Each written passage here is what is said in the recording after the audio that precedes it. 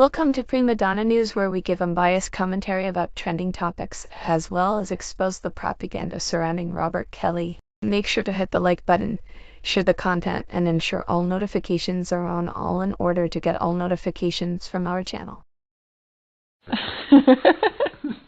President Donald Trump and Attorney General Pam Bondi today facing even more questions over their complete 180 on whether or not all the Epstein files should be released. President Trump was asked directly if the Attorney General has told him whether his name is in these files related to the sex trafficking investigation into Jeffrey Epstein. Did she tell you at all that your name appeared in the file? No, she's given us just a very quick briefing, and in terms of the credibility of the different things that they've seen.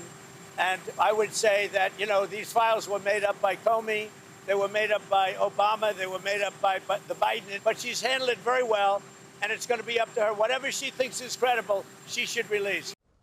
Again, for the record, there's literally zero evidence that these files were made up by Comey or Obama or Biden. The Epstein case was originally handled in 2005 to 2008 by local authorities in Palm Beach, Florida, and then by the George W. Bush Justice Department and FBI. Then Trump's first-term Justice Department in 2018-2019. Now, just moments after President Trump deferred to the Attorney General, CNN's Paula Reed got a chance to ask her to respond.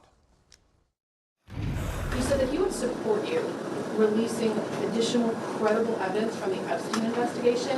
Is that something that you are open to doing? He said this just a few months ago. Nothing about Epstein. I'm not going to talk about Epstein.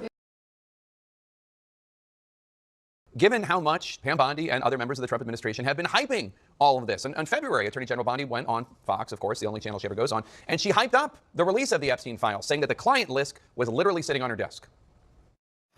What you're going to see, hopefully tomorrow, is a lot of flight logs, a lot of names, a lot of information. So we know now that what she ended up releasing had already been widely publicly available. In fact, some of the documents were redacted and were unredacted on the internet. You'll note that Trump's stance on releasing more of the Epstein files as of this weekend was nothing to see here, move along. But that landed his administration firmly in the MAGA doghouse for the first time. And now they're perhaps trying to figure out how to get out of that doghouse. Let's bring in CNN's Paula Reed and CNN senior White House correspondent Kristen Holmes. And Paula, you got that Epstein question to Attorney General Bondi. What did you make of her answer, and what are you hearing about how this is all playing out in the Justice Department and the FBI? What was so fascinating about this press conference is we know Bondi has several options on the table. One, release additional material. The president says he's in favor of that. She's not committing to doing that. Could always appoint a special counsel. She's not there yet. But here it's clear she's willing to try to ride this out. She appeared at this press conference where you don't usually always see an attorney general about drug interdiction, and she took questions. I was actually very surprised because it wasn't just my question. She got half a dozen questions about Epstein. She deflected every single one. At the end, the only thing she really said was, my memo last week speaks for itself. We've seen President Trump do this many times, right? Ride out controversy, play the long game. It's unclear if this is going to work for her because this isn't something that has been drummed up by the press corps or reporters. We historically really haven't been asking about Epstein. We've asked about immigration, violent crime, other controversies. But if you look at everything that she's done since day one, she could tweet about her dog, and you still get all of these MAGA supporters asking her about Epstein. This is something that the base, the president's supporters are focused on, and it's not clear if this strategy that she is pursuing now is going to work out in the long run. And if this doesn't go away, she still has those other options. She could release more material. They could petition the court to unseal some things. They could also try to pass it off to a special counsel. The one thing she made clear today, Jake, she's not going to do is step aside. She suggested that she is committed to this job for up to four years. So, and just to be clear here, we're talking about dozens, if not hundreds, of young girls who were victimized by Jeffrey Epstein, a predator, yes, who did not get to see justice. And whether or not, and there's questions about whether or not there were other wealthy men who were part of this criminal enterprise. Kristen Holmes, to you now. Today, President Trump saying, well, if the Attorney General wants to release more, she can. So what's the strategy here? I'm not really sure that they have a strategy beyond waiting this out. I mean, I've talked to a number of people around President Trump. Many of them believe, and this is White House and officials in the administration, that this will blow over. But if you talk to some more of the hardcore MAGA loyalists, not necessarily in the administration, but some of the most vocal critics of Pam Bondi's, they are saying they're not giving up on this. What you really saw after these remarks that President Trump made was them doubling down on that one tiny part of his remarks, which said that if Pam Bondi, the Attorney General, views it as credible, then she should release that information. That is not something that we had been hearing from the White House. It's not something that we had been hearing from around the administration. In fact, what we had been hearing was more in line with what the Attorney General said, that her memo speaks for itself. But now he has once again opened this door to potentially releasing new information. What I saw today and what I received calls on from a number of these loyalists was, did you see what he said? Pam Bondi should release more information. It is unclear that that is what President Trump actually meant, but he has certainly opened up a new door here with this after he spent days saying the case was closed. Why are people even asking about Epstein? You know, people are now going to double down and call for the Attorney General to start releasing this based on just that tiny bit of what he said. One thing's for sure and two things for certain. When you go all out trying to cover up lies, you have to keep trying to cover up lies, right? But eventually the truth will begin to surface. So to this day, people have continuously asked, why was R. Kelly charged in New York? Now, I can give you plenty theories, but the fact remains in why they specifically and strategically separated both R. Kelly's federal New York and Chicago cases for this specific reason that I'm about to point out. Clearly, both cases could have been tried as one. However, these individuals did exactly what they intended to do: overwhelm this man's defense team, watch all these janky-ass people interfere and coerce these janky-ass witnesses. And as I continuously put facts out here on my platform for people to go and research, they were being distracted by a whole lot of nonsense on these platforms and then try to attack me and my image for their own personal entertainment, which had absolutely nothing to do with the topic at hand, which only demonstrated to me exactly what I showed to my audience as to why I gave reasonable doubt as to how individuals were able to infiltrate this man's camp, infiltrate this man's defense, infiltrate some of these so-called witnesses, and play all in the people's face when it comes to these charges they no longer wanted to debunk as they scammed the public. Now, when the attorneys come out making public statements such as they refuse to try a case with individuals who were incompetent, and I put on my platform how this counsel was ineffective, and even upon this man's appeal, it's still being referenced he had an ineffective counsel. A lot of this so-called evidence that was presented to the grand jury and others was janky as hell, and all of the outside meddling that was allowed to go on only displayed the levels of corruption the government was willing to turn a blind eye in order to help them garner their convictions. At the end of the day, what does that say when some of these same witnesses can be brought back in to figure out exactly what happened and what led to their actual testimonies when, according to them and their transcripts, they don't recall a lot of the information that the prosecutors and others put out there on their behalf?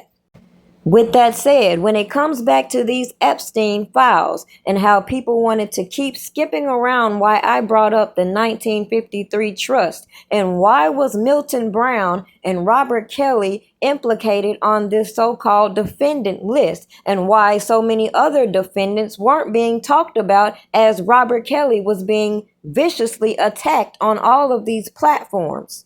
And then, as super fans got to feeling some type of way because I was not going to run with janky-ass information from janky-ass sources that found themselves being splattered over this paperwork in different forms, while other individuals were so interested in these documentaries that wasn't going to help free R. Kelly, but it did put on display the corruption that I've spoke on for years, especially when people wanted to ignore that an individual by the name of Milton Brown, which I just mentioned, that's also implicated in this 1953 trust, told a specific prosecutor witness in the Chicago case that he had the golden egg. And while people want to keep playing around with this P-tape and who's on it, they want to skip the facts that even the FBI put out there in their 2006 report that the female could not be confirmed or denied. So that was why individuals took it upon themselves to do the most, including, as Robert Kelly's attorneys pointed out, arranging a specific meetings between both Janes in the Chicago and the New York trial, as people keep acting oblivious as to why they specifically separated these cases when they knew if they wanted to give the impression of a RICO, they should have put all of this in one instead of allowing individuals to get on these platforms and continue to trump up manufactured charges and not have them face prosecutions for their actions while putting the blame on Robert Kelly as though he was leading these fools. At the end of the day, you didn't have to take my word that I believe that a lot of these women who were able to manipulate the age factor and allow the media and others to run with this notion that this man was abusing children, when in fact that was fabricated and embellished stories from individuals who could not prove the allegations they waged alone. When people say things like, how can all of these people be lying, telling similar stories, and bypass all of the evidence that we have put on display, showing how these specific individuals were able to use these platforms to collude and conduct these criminal conspiracies against Robert Kelly in order to make themselves seem so sincere.